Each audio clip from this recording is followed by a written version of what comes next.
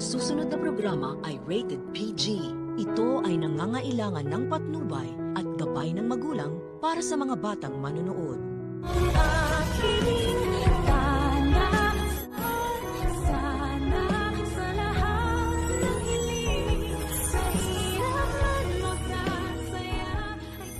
Nautunan naman nga nitong si Carlos si Lynette at napaniwala siya na itong kumag niyang asawa ang nagligtas sa kanya kahit na tinakbuhan naman talaga siya nito at iniwan sa mga holdupper. At napakagaling nga naman talaga nitong magbalat kayo. Pagkat pa kunwari pa siyang concern sa asawa niya na kailangan na daw nitong magpahinga habang kausap si Giselle at maaari naman daw siyang bumalik kinabukasan sa ospital. Ngunit nang makarating na sila sa bahay nila ay habang nagsishower si Carlos ay bigla na lamang nagring ang telepono niya. Naintriga naman si Lynette kung bakit naman tatawagan si Carlos ni Doktora Zoe Tanyag. Kaya't walang ano-ano ay sinagot niya ang tawag. Dito na nga siya nagulantang pagkat tinawag ni Zoe si Carlos na daddy.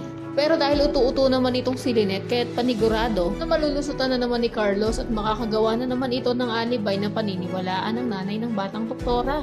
Kaya nang makarating na nga siya sa hideout nila Moira ay sigang-siga ang loko na pinagsisigawan si Balahadja na nasaan na daw ang anak niyang si Zoe pagkat kinakailangan niya na itong gamutin.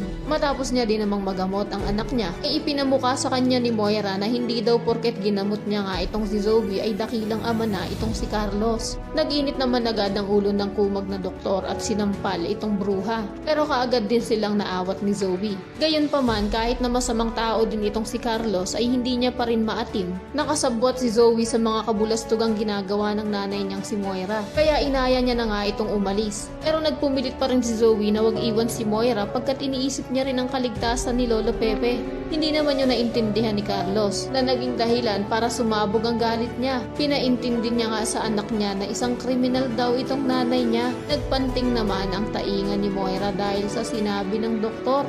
Kaya't kinuha niya ang baril at diretsong itinuto kay Carlos. Sabay sabi na papatayin niya na daw ito. Uli namang pumagitna si Zoe pagkat hindi niya rin naman kakayanin na kapag ang biological father niya ay mapapatay din ng nanay niya. Sabi niya pa nga na si Doc RJ man ang kinagisnan niyang ama ay kay Doc Carlos pa rin daw siya galing kaya utang niya daw ang buhay niya rito. Feel na feel naman ng dalawang pagiging magtatay nila. Kaya nga dapat dito kay Lynette ay ugaliin na ang pangingialam ng cellphone ni Carlos. Kung mabasa niya na ang mga conversation nitong mag-amang sina Carlos at Zoe. Kaya naman kung isa rin sa mga nagnanais na matauhan na nga itong si Lynette na isa talagang plastic at napakawalang kwenta ang napangasawa niyang si Carlos kaya't mainam na iwanan niya na lang ito ay pakiclick naman ang like at subscribe button. Maaari ka rin mag-iwan ng komento sa ibaba para sa iyong mga saloobin at subestyon.